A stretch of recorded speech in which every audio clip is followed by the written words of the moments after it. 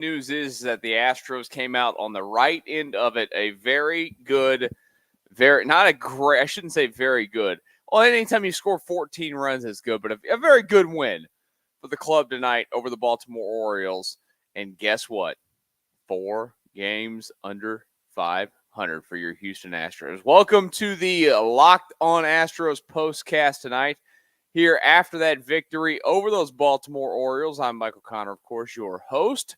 Thank you for joining us. If you're new to the channel tonight, please hit the subscribe button. We would greatly appreciate it. We're still making our climb towards 1,000 subscribers. We're going to get there this weekend. I just got the feeling. Please, so hit that subscribe button if you're listening to this later. Hit that subscribe button, and of course, if it's on podcast, you can get it anywhere that you get your podcast. Search Locked On Astros, and you'll find it. Now, look, we could come into tonight's postcast and I think do a lot of complaining and a lot of whatever with this baseball team and this win tonight. Should you be giving up? Was it 7 or 8 runs in that inning? I'm going to be honest. There were so many of them, I completely forgot the exact number. 7 runs in that 8th inning. That's not a good thing at all. I'm going to go ahead and choose to take the positive out of the night. They found a way to win, correct? Against a good Baltimore team who, if they got a win tonight, I believe could have had the best record in baseball with a victory tonight, or American League at least. I need to get you the exact. I was a little late pulling up my standings and everything. Yeah, they could have had, or I guess tied for the best record in the American League. Whatever it was going to be. They're one of the best teams in baseball, and to pull off what they did offensively tonight was, I think, phenomenal. And this is the series. If you're looking for this month of June, which I've said it a lot, this month of June started off kind of blah. And the club has found a way to slowly start playing a little bit better baseball. The start to that White Sox series was not wonderful, but they won the last 2, and this is a perfect start to this series against the Baltimore Orioles. By the way, today's episode is brought to you here on the Locked On Astros Postcast, brought to you by Tax Network USA. Did you know that it's never too late to resolve your tax issues with the IRS? Don't wait. Reduce your tax debt and get help from the team of licensed tax professionals. Call 1-800-549-1000 or visit tnusa.com/lockedon. Just a great win for this team overall. Like I said, I think you could easily nitpick a lot of things. The bullpen was, look, the back end of it tonight, because you didn't have everybody. Rafael Montero sucks. Nick Hernandez sucks in terms of what they gave up tonight. Montero has he was having a decent start to the season, and he is completely cratered. They could find anybody that'd be willing to take him on and pay down most of that salary for the next year and a half. Do it. By all means, do it. Get him out of here. Nobody's going to take it. Nobody will want him. That's okay. We'll talk about Jake Bloss in a minute. His night as well. We got a lot to get to in the overall concern. Now, I will get to the concerns of this baseball team here at some point, because there are still concerns in a night where they are able to pull off a win. The Astros, this is the first time, by the way, that they are 4 games under 500 since they were 4-8 on the 12th of April. Look, that's absolutely incredible. Absolutely incredible. One of the bad things about tonight, unfortunately, with the win, and look, we'll give it to him for figuring it out after a rough start to his outing. Brian Abreu had to come into the baseball game tonight and throw more pitches for a 3rd consecutive day. That's not a good thing by any means, because the Astros don't need that. They'll be without him, I would assume, for the rest of the weekend. And, they'll have to hopefully get Josh Hader back and Ryan Presley back. But they got this win tonight, a night before they have a tough matchup. Now, look, they faced a tough starter tonight, right? And they took it to him. Rodriguez, they got 7 runs off of him Tomorrow night will be a different animal with Corbin Burns out there. But that was a game that, you didn't necessarily think going in like, okay, the Astros bats are going to go nuts, right? And they did. And the home cooking felt right for a moment. And everything felt right for this baseball team for a moment. I mean, when's the last time that you watched them play baseball like that at the plate and said, oh, yeah, I mean, this is really good, consistent, blow it up, huge Astros baseball. I mean, that 9-run sixth inning, I believe, was their most runs in an inning since 2022. It's a good inning. It's a really good inning. So I'll look at the Altuve having a 3-hit night, having a couple of big 2-out RBI knocks. I love that. Alex Bregman, a couple more good swings for him. His numbers coming along. He's up to 250 now in the season. OPS is up to 716. He's still got a lot of work to do to get the numbers where they should be, but it's been a good turnaround. But he has a couple of good swings, drives and run. Yainer Diaz puts a good swing on a baseball, drive and a run. Jake Myers has played, honestly, Jake Myers in the outfield has played a Gold Glove type of outfield based on the way that he's covered the ground out there. Arm-wise, not Gold Glove style, not Gold Glove worthy, but coverage of the outfield wise, Jake Myers is about as good as he gets. Made an exceptional play early in the baseball game tonight to help out Jake Bloss, who we'll see exactly what's happening or what's happened with him with his health, hopefully sooner rather than later. We'll talk about him in just a minute. But that big 3-run home run to really spark this thing. I mean, Jake Myers is a guy that, gets a lot of crap from the fan base, and deservedly so in terms of his hitting at times. He's not very good, but this year he's having his best year of his career.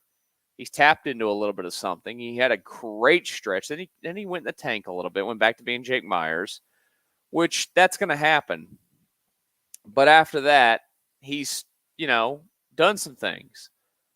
In a perfect world, of course, he's not hitting that high in the lineup. But they needed those swings. Hey, John Singleton drives in a couple tonight. What do you know? You start playing a guy at first base that should be playing over Jose Abreu, and you give him a little bit of consistency, so you'll start to get some results. John Singleton has not been a disaster at first base. He's been good, no. But he's been better than anything that was. Dubon, a couple of knocks for him. I know it's one game tonight, but why Joey Loperfido has not been up here and playing is kind of incredible to me. 3 knocks for him in the baseball game, drives in a couple of runs. Now, I think, was it the one that was off the first baseman's glove, off Mountcastle's glove, was counted as a double? There are a few things in baseball that are dumber than the official scores, and that was one of them. No offense to Loperfido, that is not a double. That was a ball off the end of the glove. You can give that, if you wanted to, at best, a single, and he just advances on the ricochet. It's not a double. But for some reason, the home scorekeeper at Minute Maid Park is clearly wearing an Astros hat when they keep the scorebook. He'll take it for his stats. Everybody will take it for their stats when they have that, when they have that scorekeeper up there doing their thing, helping out for the Astros like they did again today. But a good win. Thank you again for all of you joining us tonight. If you're new to this channel, we're popping a little bit tonight on a Friday night. Let's keep it going. We got a lot more to get into. Hit the subscribe button if you're new joining us tonight. We do this after every game. Of course, we'll be back tomorrow night and Sunday before they have a couple of days off. But this is what we do after hopefully an Astros win. And look, there's a chance. There's a chance by the end of this weekend they're playing for getting back to a couple games under 500. Simple as that. They can get to 3 tomorrow. Get to 2 on Sunday. And all they're dead, they're this, they're whatever. Maybe some of us, including myself, will have to eat some words on some things with the Astros. Maybe my feelings will start to change in the right direction if they have a good weekend this weekend against Baltimore. Let's get through all of it. Let's talk Jake Bloss. His debut tonight ends on a sour note, unfortunately. We'll talk about it next. Right now, I want to tell you about getting your fit right. Like the Astros, you look good, you feel good. You're going to play good, you look good, you feel good. You're going to perform well in your business, in your date, whatever it might be. Just in life in general, when you're looking good, and you will look good with Stitch Fix. Stitch Fix gets you a stylist who understands your style, size, and budget. They do all the shopping for you. It's the easiest way to update your wardrobe this summer season. You can update all year long with a professional stylist that's going to help you, like I mentioned, find new on-trend favorites that will work for you. Your stylist, they're going to get you the right pieces. They're going to get the right size. They're going to take care of you and have you looking good so you can feel good, look good, play good, like I tell you every single time. Style that makes you feel as good as you look. Now this is the best time to get started. It's stitchfix.com/MLB and get $100 off. That's $25 off your first 4 fixes for a limited time only. That's stitchfix.com/MLB for $100 off. Stitchfix.com/MLB. Must redeem within 7 days of sign up. Offer does not include kids' fixes. Locked On Astros Postcast on a Friday night after a win for your Stros. Appreciate you guys joining us tonight. The bad side of the baseball game tonight, Jake Bloss. Good start to his big league career in the first couple of innings. Third inning, has to throw over 30 pitches to get through the inning. Happens, right?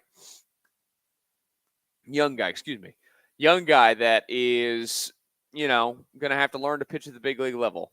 His velocity was a little bit of this, a little bit of a roller coaster throughout the game. Of course, you're going to have adrenaline early on. I mean, this guy was pitching college baseball last year, and he's the third pitcher from that 2023 class, not the Astros, but the third overall pitcher from the draft class to make his debut at the big league level in 2024.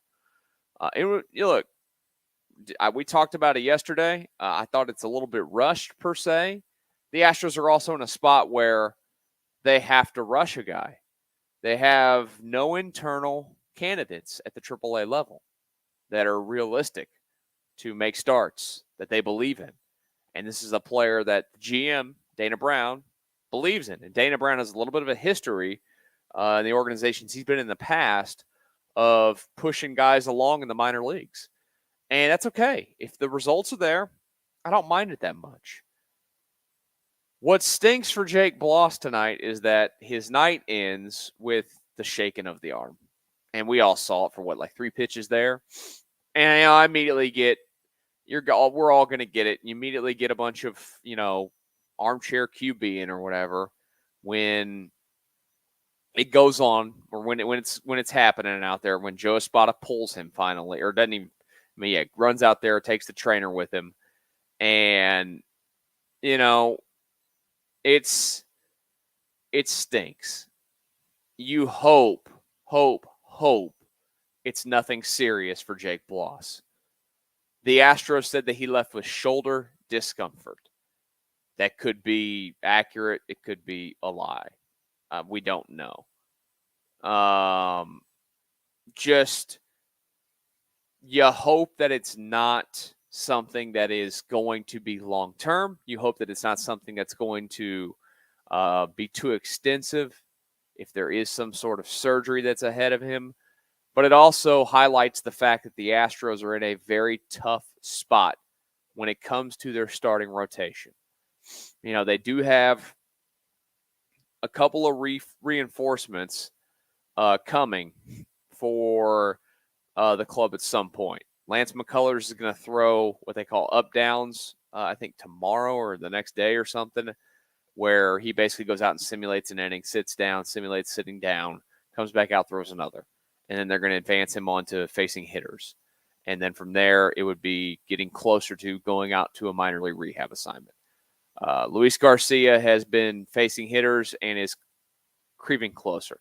But even if you bring Garcia back at some point in July, you're going to have an innings limit on him. You're going to have a lot of stipulations for how you utilize him as a starting pitcher moving forward for this baseball club.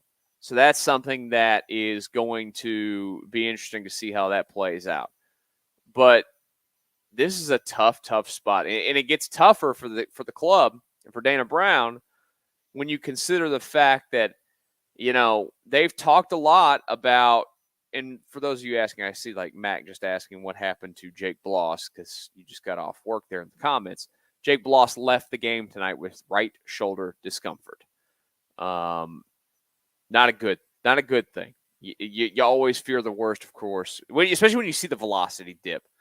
When you see the velocity dip like you did, and stop saying he needs TJ. You don't know that he needs TJ. I see the comments there. Like it's multiple times I've seen that. We don't know that he needs Tommy John. They said shoulder discomfort. If it's his shoulder, that's not Tommy John. That's a completely different thing.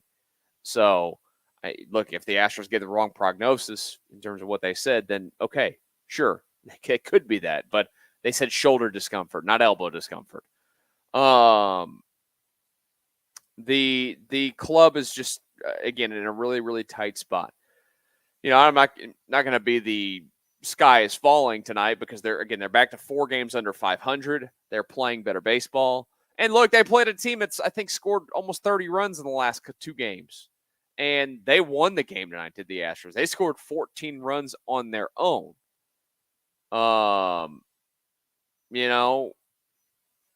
It's just this team has been a little bit on the cursed side when it comes to health starting pitching this year.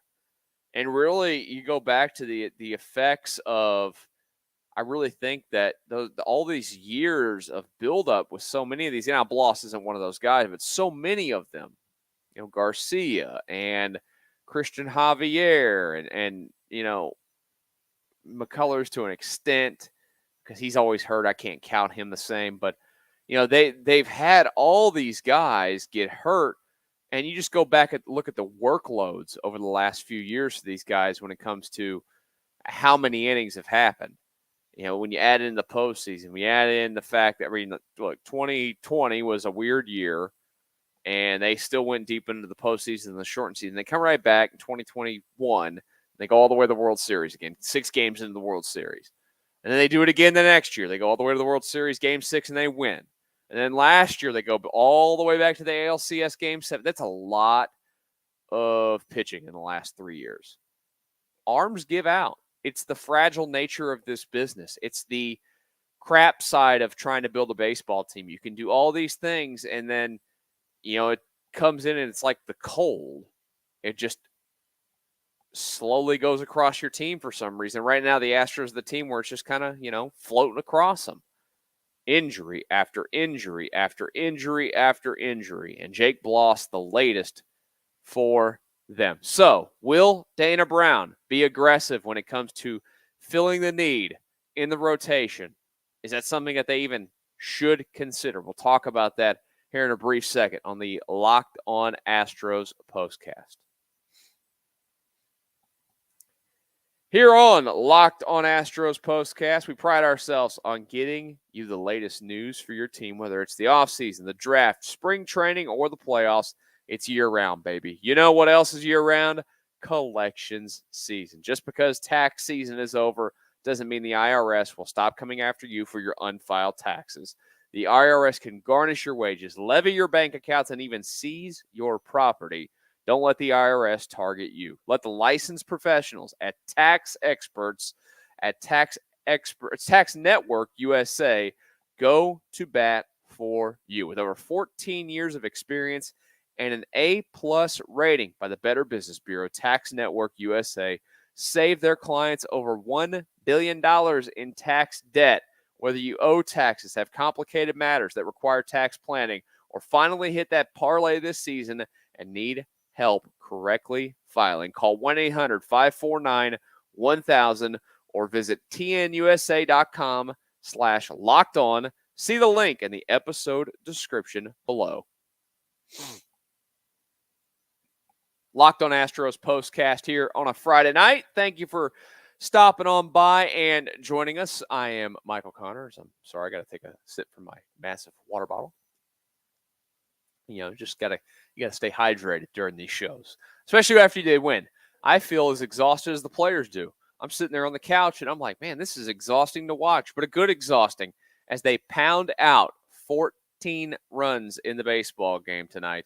You absolutely love to see it. It is fantastic. And you know what? I'm just going to be optimistic right now and not be the guy that sits here and tells you tomorrow they'll probably score like 3. That's been the Astros' MO for years. Is like, they'll come out and they'll pound out a bunch of runs in one game, and then the next game just go completely silent. Now, look, it's very possible that tomorrow is that day. Mentioned it earlier that, the Astros will face Corbin Burnes tomorrow, who is a machine, an absolute machine, and was probably one of the best pickups any team made of the offseason with what Baltimore did to get him in a trade. Now, if I was a Baltimore fan, I'd be begging that they extend him and keep him, or at least, they won't be able to extend him, but once he gets to free agency this year, keeping him there in Baltimore, but he's going to be expensive, and that goes back to the whole team building thing. And the team building thing for the Astros right now is tough because they're in a spot where, it looks like, let's just play the worst case scenario, right? Jake Bloss is done for the year. You're not going to get another chance to see him pitch, which stinks. I mean, look, I said it yesterday on the postcast after the day game. Most people, but vast majority of the people, 98, 99% of the people that watch this baseball game tonight, probably 99% of the people, had never seen Jake Bloss pitch in his life. Nobody knows what they're talking about. It's all a giant guess. Seeing him, a little bit intrigued, of course. It's got some stuff that makes you think, maybe he's going to be able to play at the big league level. That fastball sits in the mid-90s when it was right, when it wasn't going up and down. But when it was sitting in that mid-90s, it looked good. That curveball's got some stuff to it. He's going to have to work on the changeup a little bit. But, he's got stuff that's intriguing. There's a reason why he was missing bats like he was at the minor league level and putting up the overall raw numbers that he had. So Dana Brown is now in a spot where this baseball team is 4 games under 500. And, they've still got 2 tough games this weekend against Baltimore. And it's no guarantee to win either one of them. As I mentioned, Corbin Burnes tomorrow. Good news is you're going to go with Ronel Blanco. It's a really good pitching matchup tomorrow. 7-2 with a 243 for Blanco. 8-2 with a 214 for Burnes. And like I mentioned earlier, the Orioles offense lately has been red hot. It should be fun at Minute Maid Park. I hope it's a pitcher's duel. I really, really do. On paper, it looks like it should be. I hope that both pitchers perform at the level that they do. Well, I shouldn't say that. I hope the Astros kick Corbin Burnes' ass. But if it's going to be one way or the other, like it's either going to be like tonight's game or a pitching duel, I'd lean towards it being a pitching duel, of course. And I do love a good pitching duel. Then Sunday, Fromber, boy, oh boy, do you need good Fromber, will go up against Albert Suarez, who's off to a good start for the year for the Baltimore Orioles as well. So these are going to be 3 tough games before they get a couple of the days off, which honestly right now, with the way the bullpen's been used and the starting pitching kind of situation it's in, they could not have a better time to have 2 days off in 1 week than this next week. Monday and Thursday, just the 2 games against the Rockies thrown in between before they go on a pretty – they're only going to have 1 day off after those 2 days off between now and the All-Star break. So they're going to play total of 7 straight, take a day off, and then play 6 straight to end the unofficial first half of the baseball season before they head off to Arlington for the All-Star game, where they should hopefully Kyle Tucker. That's the other non-encouraging thing. If you missed that earlier today, Joe Espada saying he's just now running on a treadmill, Kyle Tucker, which when he fouled that ball off his leg, he's trying to stay in the game. He's going to play. And he's been out for a month now, basically. It's kind of cratered his season. It's going to crater his chances, in terms of stats being unbelievable. And the Astros need him. We all know that. They need him back badly. But I'm going to go ahead and tell you, if he's not doing any baseball activities, he's just now running off of a treadmill. You're not seeing him. You're not seeing him before this homestand ends, of course. You're not seeing him before the end of the month of June. And at that point, another 2 weeks before the All-Star break, He probably misses that entire road trip, you think. I think it's the longest road trip of the year. It's a 10-game road trip. And then he can maybe go out on a rehab assignment when they come back home for the homestand. But even then, like, okay, you could go on a rehab assignment, like, say, when they're playing the Marlins. Maybe you could come back before I don't know. It feels like it's a little bit of a ways away, which isn't good for the baseball club. But the baseball club also has decisions to make in terms of this rotation. And going out there and thinking about trading for things. Trading for starting pitching at the deadline, as we know with the Astros in the past, whether it was Zach Greinke or Justin Verlander, it's expensive to do it at the deadline because there is a limited number of supply out there and there is a high demand. And you have to be the team that puts out the highest package, of course, to get a starting pitcher in these situations. And it's not easy to do. Not easy to do at all, especially when you're dealing from a spot that the Astros are in, which is not a spot of strength. They don't have a farm system that's loaded with top prospects to get top arms. And honestly, there might not be top arms available. There could be a couple. I think if they're looking to, if they end up adding some sort of arm rotation-wise, it's a fifth starter at best. That doesn't cost you much. And then you say, well, what does that even do for you? It gives you depth. That's about it. And, that kind of goes back, if there's one criticism to have of what Dana Brown and the Astros did in the offseason, not adding some sort of starting depth to this team. You could go back and say, well, they had like 8 starters, which sure, they did. But they also had guys that were hurt. They also have guys with a history a little bit. And they had young guys who performed, like JP France last year performed well. No guarantee he was going to come back and perform well this season. Didn't. Went down. Got hurt down there. Happens. It's baseball. So, again, that was one of the failures of the offseason, not adding some depth to the pitching rotation to help you out in these type of situations in the regular season when they came up. But they are able to pull off this win, and, that's what matters tonight. We are going to be back tomorrow again after the Astros and Orioles 3:10 first pitch, and we'll do it again Sunday as well. Thank you to all of you that have watched tonight. We had a very big number of you guys tuning in tonight. I always do appreciate that. It means a lot, and it would mean a lot if you hit the subscribe button as well if you're new to the channel. We're creeping towards 1,000. We can get there, and the Astros can hopefully get back to 500 before the end of the month before the All-Star break. I'll give you that. They win tomorrow, win this series, I'll feel like they can do it before the end of the month, before the end of this unofficial end of the first half at the All-Star break. Have a great rest of your Friday night. Get some rest. Get ready for tomorrow. We'll be right here, same time. Well, not same time, but same channel. Hit the subscribe button and join us right here on the Locked On Astros Postcast. See y'all tomorrow night.